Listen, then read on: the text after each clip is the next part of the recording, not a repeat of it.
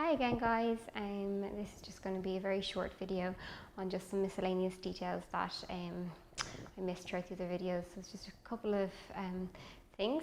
Firstly, in relation to constipation, as it's often a query or a concern that parents will ring back in about. And firstly, to start off by saying that babies can go 5 to 7 days without pooing and be completely normal. Some babies can go up to 10 days. So don't panic if your baby doesn't poo on a daily basis, and just monitor them and make sure that they're feeding okay and that they're taking their volumes in. The word constipation refers to not pooing for 5 to 7 days, the stool being hard in consistency. So at the moment your baby's stool is probably nice and soft and moist, so it will be a hard formed stool. It will be dry in consistency. So you can see, if you were to look in the nappy, it's dry looking, and when you press down with the nappy, that it does feel hard, and that it is sore or uncomfortable to pass. Okay, so routinely babies can often push when they're having a stool or a poo, and you might see slight colour change, like a bit red in the face, and that's completely normal. Don't panic. However, if they were to actively cry after stooling, then you'd be thinking that they'd be constipated. Okay, so that would be 5 to 7 days. The stool is hard in consistency and dry, and that it's sore for them to pass it. And at that point you'd be saying, yeah, I think he or she is constipated. Okay, if you are breastfeeding, it's really important that you look at your diet yourself. Are you constipated? Are you drinking enough water? Are you having a high fibrous diet? And if you're not, then the first thing to do is to change your diet and increase your daily intake of water. So you should be taking at least 2 to 2.5 litres of water on a daily basis. So that's really important, because as you know, if you're fully breastfeeding, what you're eating and drinking is affecting your baby. So please try to change your pattern first, and hopefully that will have an impact then on baby's stooling pattern as well. People often say about giving them water. Okay, so your baby does not routinely need water. They get enough water from your breast milk or from formula, and that what they need is the nutrients that's combined with that. Okay, they don't need water on its own to replace the nutrients of the feeds. Okay, so that is really important. If the thing that you're finding your baby is getting uncomfortable and kind of coming to day 4, day 5, that they're not feeding as well, or they're not themselves, I would suggest that kind of you do regular baby massage with them. So baby massage, first always start with non-pharmacological methods. Okay, so baby massage you can be doing after every nappy change on a routine basis, or even once, twice a day, depending on time and how often they are stooling. Okay, so what you're doing is, and I'm just going to move the baby towards the camera so that you can get a better vision, but what you will be doing is in a clockwise position. Okay, you can use a small bit of baby oil if you wish, but again, it's we only recommend natural products. Okay, so using your hand, make sure you warm your hands up beforehand, and a bit of oil if you wish. You can do a circular movement around the umbilical area in a clockwise direction. Okay, so just gentle movements like this around the umbilical and the abdomen area, and moving right out towards the side of the abdomen. Okay, then you can get both hands and do the stroking movement. So again, just bringing it down like so, and this is said to help with constipation and kind of any stomachy problems like wind or anything like that. So nice strokes in a downward position. The other technique is the bicycle movements. Okay, so as this baby's legs, the stall's legs don't move very well. However, what you'll be doing is both legs together, you bring both of them up towards the stomach and then pull down, up and down, up and down. Okay, and then one leg at a time, up and down. All right, and then you can bring both the legs up, moving from their left hand side over to their right, and then down, up and across, and then down, up and across, and then down. And that's all to help try promote the stool moving along the colon. Okay, and help bring on pooing for the baby. All right, so that's what I would be recommending from a non-pharmacological method. Okay, people often then ask in relation to sugar and water. Okay, so as I said, there's no need to be giving water on a regular basis. The formula or the breast milk is all that your baby needs from a nutrition perspective. If you decided that you wanted to try give your baby sugar and water, it is really, really important. I would always link in with a GP or your public health nurse anyway, just to check in with them and kind of let them know your concerns that your baby isn't pooing very often or is off their feed because of it. But if you are giving cool boiled water, so you need to boil the kettle and let it cool completely. And it's only 1 teaspoon of dark brown refined sugar to 30 mils of cool boiled water. So it's not your typical brown sugar, it's a dark brown refined sugar that you get in the health shop, okay? You do it as a once off. Any more than that, you would be going to your GP to get checked out and to make sure that everything is okay. So it's not something you should be doing on a routine basis, all right? I would stick to non-pharmacological methods first, check your diet if you're breastfeeding, and do some baby massage and try to keep them comfortable that way. But as I said, if you do need to give some cool boiled water, it needs to be cool boiled and 1 spoon of dark brown refined sugar in it, okay? The other option would be a Glycerin Suppository, which again is just sugar and water. A Glycerin Suppository can be given through the anal passage. And it is really important that you note that you should never ever put anything up the anal passage apart from a suppository. You will read online different things about a thermometer or anything like that, but absolutely not. You do not put anything up your baby's anal passage apart from a suppository. So you could give a Glycerin Suppository, which as I say is sugar and water. You pop it in the anal passage, bring the cheeks to the bottom together like so it doesn't pop back out, and then see if that helps with them to stool, okay? Again, it's not something that you should be relying on a regular basis, and if your baby is really uncomfortable or unsettled and not pooing on a very regular basis, it's something that you should always go get checked out. What I do want to say is really important. It doesn't matter if your baby pooed yesterday or 4 or 5 days ago. When you look at your baby's stomach after a feed, it can be quite full looking, okay? And that's completely fine, it's normal. But if you notice that it's getting very, very large, or if you press down on it around the abdomen area and it feels hard. So if your baby's crying or pushing, it will feel hard. But when they're at rest, it should feel nice and soft, okay? So you don't want it to feel hard when they're at rest. You don't want to see any discoloration, so any blue or purple areas around the umbilical area itself or in the abdomen area. You should never see blood in the stool either. And if you press down the stomach, they shouldn't scream or crying, so it shouldn't be tender, okay? So any of these symptoms, so very distended abdomen, blue or purple coloured abdomen, blood in the stool, tender so that they're upset when you press down on their stomach, or that it feels hard when they're at rest. Any of those symptoms, I would always bring your baby to a GP, or if it's out of hours, to an A&E department to get them assessed, okay? They're the things that you'd be looking for. Other than that, if their abdomen and everything is fine and they haven't pooed in 2 to 3 days, please don't panic. Continue on feeding on a regular basis and do some baby massage. Again, if you're breastfeeding, look at your diet, but hopefully they'll get into a regular pattern then, okay? Just then in relation to the hand hygiene. So as we know, hand hygiene is extremely important in general, and I suppose people are more aware of it thankfully at the moment because of everything going on in our current environment. So hand hygiene is extremely important. If you have other children at home or visitors coming to the house, they should be washing their hands before they pick up your baby, okay? Same for yourself, if you've been outside or anything, make sure you wash your hands before you pick up your baby. It's good to get your children into this habit if they've been out the back, that when they come in, they wash their hands immediately so that they can go to their sibling, all right?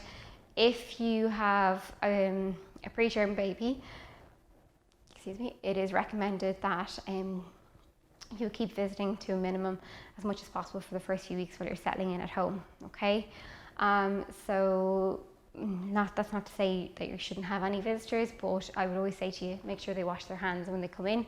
Don't overhandle your baby. And also, if they're sick or have any flu or cough-like symptoms, that you tell them not to visit until they're better, okay?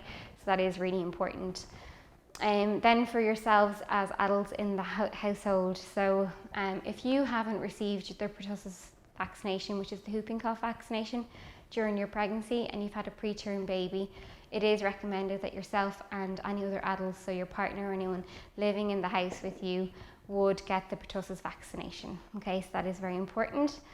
If it's in the winter months, it is recommended that yourself and any other adults living in the house would get the flu vaccination as well. Okay, so for instance, yourself, your partner, or if there's grandparents or anything living in the house as well, that they would get the flu vaccination.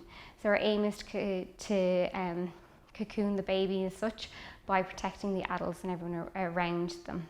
Children don't need to get the flu vaccination, it's the adults that do. Okay.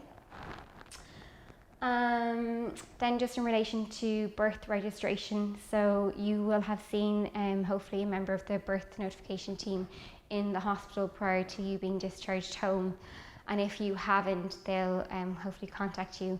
I have on the information links connected to these videos got all the information in relation to birth registration and where you can get further information. So there's a link on the HSE which gives you a list of all the local health offices. Okay, so normally within it has to be done within 3 months of your baby's birth, and normally you can go in after 10 days of your baby being born. Okay, so you can go into the office 10 working days, so 2 weeks.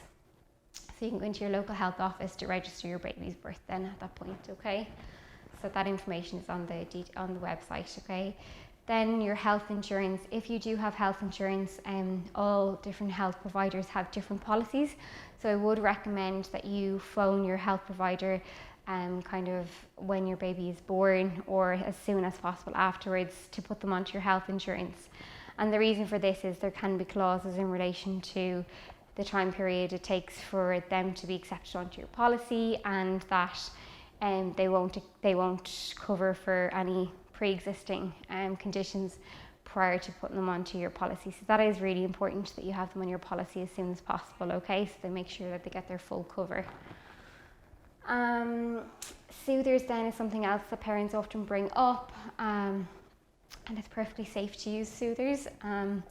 So it's just important that you would sterilize your soothers on a regular basis, and that you so some of the pins, that you would never leave a soother on a pin on a young baby, because obviously the soother is moving around and touching off everything else and wouldn't be considered clean or sterile when you're giving it to your baby. And then obviously it's a choking hazard in their sleep. But it is fine to use a soother to settle your baby, absolutely. When you're breastfeeding, try to avoid it for the first couple of weeks, just so that you're not missing any feeding cues. But then after that, it's completely safe to be using. And yeah, I think that's it from a soother perspective. Then from a routine perspective, so routine is really, really important, okay? And you'll learn that kind of quite quickly when you go home. If your baby has been in the NICU with us for a long period of time, mum and dads will feedback that actually they're in a very good routine when they do get them home, okay? So try to stick to this routine. So if they're feeding on a 3-hourly basis in the unit, try to stick to the same times as much as possible. Obviously alter them to suit your daily life as well, but try to keep the routine as much as possible. Try not to overhandle your baby. So putting them down in between their sleeps and not keeping them up on your chest for the whole time is very important. To let them get to know their sleeping environment and to recognise this is where they sleep. So putting them into their Moses basket or a crib or pram during the day in between sleeps to let them settle, and not coming over and picking them up every time they stir at 45 minutes, just letting them go back to sleep themselves, okay? That is really important. Then from a feeding perspective, people ask about when to increase the amount of feed that you give your baby. This is very much dependent on your baby and it's very individualized, but if you read the back of formula tins, it will kind of give you a rough idea. However, what I would say is if your baby is rooting and looking for more milk after the feed, then I'd be making up an extra ounce of milk if you're formula feeding, or if you're expressing and giving them breast milk, I'll be putting an extra 10 to 15 mils into the bottle for them, okay? If you're exclusively breastfeeding, I'd be making sure to offer them the second breast for longer to settle them, to help bring in that more milk if they are still looking for more. The second thing is they might settle straight to sleep after their feed. However, they might wake up after 2.5 hours And obviously you don't want to be feeding your baby all the time, so you want to try to keep to kind of a 3-hour pattern as much as you can. So if that's the case, then for the next feed, make sure you're offering that bit more, either of express breast milk formula or more time at the breast, so that hopefully they'll stretch out that bit longer, so that you're getting a good chunk of time in between your feeds, and that they're getting enough rest in between feeds as well. Okay, you're looking for a weight gain of about 150 to 200 grams of weight gain every week. Okay, so your public health nurse will be out to weigh your baby, and she'll kind of let you know what the weight is. So obviously the first weight, there can be a bit of a discrepancy, because obviously there's a change in scales and everything. So you should start to see a nice pattern then over the coming weeks. 3 hourly to 4 hourly. People will say that actually the baby's sleeping a bit longer during the day, they're sleeping for 4 hours. Absolutely, if they're taking bigger volumes and they're getting enough milk in to go to a 4 hourly feed, that is absolutely fine. But I would always say try to increase the nighttime length of feeding rather than the daytime first, okay? So try to stick to 3 hourly during the day, so that hopefully they'll sleep for longer periods at nighttime for you. Because often what can happen is if you start stretching that daytime feed to 4 hourly, they'll wake up more often at nighttime to make up for the feed that they missed out on during the day. So it's like they're getting their nights and days mixed up. So that is really important, that you try to stick to your 3 hourly pattern and let them sleep for longer periods during the night then first. And obviously if they're taking really big bottles then, or feeding really well at the breast and they're going longer during the day, that's fine. But normally it's to try to stick to more of a regular pattern during the day to let them sleep for longer periods at night time. I think that might be all. I hope you found these videos really helpful, and that you feel confident for bringing your baby home from the NICU. As I say, it's really important that you come in as much as you can prior to discharge home to get used to carrying out full cares and the feeds with your baby in the NICU, and that you're happy with the bottles and everything prior to going home. So please do link in with the bedside midwife or nurse to find out what teeth your baby is feeding on and what bottle is closest to those teeth, all right? If you have any questions when you do go home, obviously feel free to call in to ring the POPD or into the NICU if there was anything that you're unsure about. It is really important to know that you can come back to the emergency room here in the Rotunda for up to 2 weeks after you're discharged home. However, after that, you need to go to your local A&E department, so Temple Street or Crumlin, okay? As their specialties will be more for their age in those hospitals, okay? So that is important. So after 2 weeks, you need to go to the A&E department in your local paediatric hospital, so Temple Street or Crumlin. Just as I mentioned, there is resources on the website connected to this video, okay? So we've got the breastfeeding booklet here for breastfeeding and expressing your preterm baby. The vaccination booklet, so this is your vaccination booklet of all your information that you need, and also then your passport. So you'll get this, you'll bring this to your GP when you're getting your vaccinations, and basically they'll complete it for you with all the details of the vaccination your baby's receiving at that time, the batch, the expiry number, and all the details of where the vaccination was given. So that if there was any reactions, that you have all that information there, and this is your information leaflet. Then there's also your safe sleep booklet that goes through safety precautions for a safe sleep, okay, in order to prevent cot death. And then finally you have your bottle, how to prepare a bottle for your baby, so a formula bottle, okay. Also in the booklet there is a CPR sheet. So these are all available in a folder on the NICU if you ask your nurse or midwife. Otherwise, they're all available on the website connected to these videos under more information, okay? And there's lots of other useful websites and links there as well.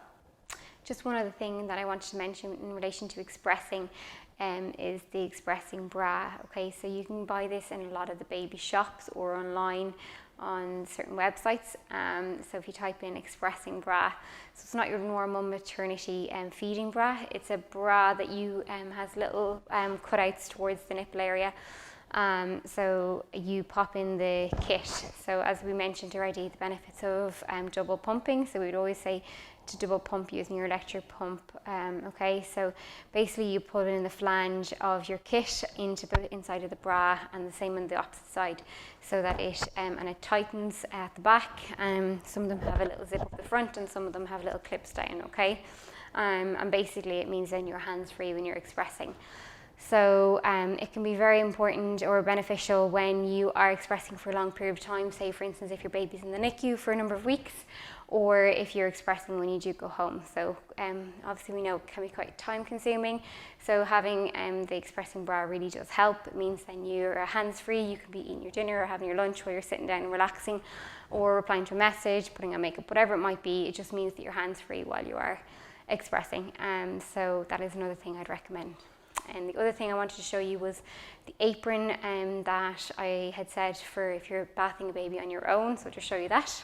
This is the apron, there's loads of different makes that do them. This goes in front of you like so, and you basically put baby up. So if you're bathing them, then you pop the baby up like so, and bring the bottom of the blanket up. It has a nice hood on it there, and you hold baby in like that towards your chest, so that your baby is nice and comfortable and it's nice and safe when you're finishing the bath. Then obviously come to your changing unit, pop baby down onto your changing unit like so, and then you untie the back of the apron. So actually the baby has a towel on the front and the back of them, and it's very handy if you're bathing on your own. So that was just one of the things I said I'd show you during the video and I never showed at the end of it. But that's it everybody, and best of luck, congratulations again, and enjoy every moment of parenthood.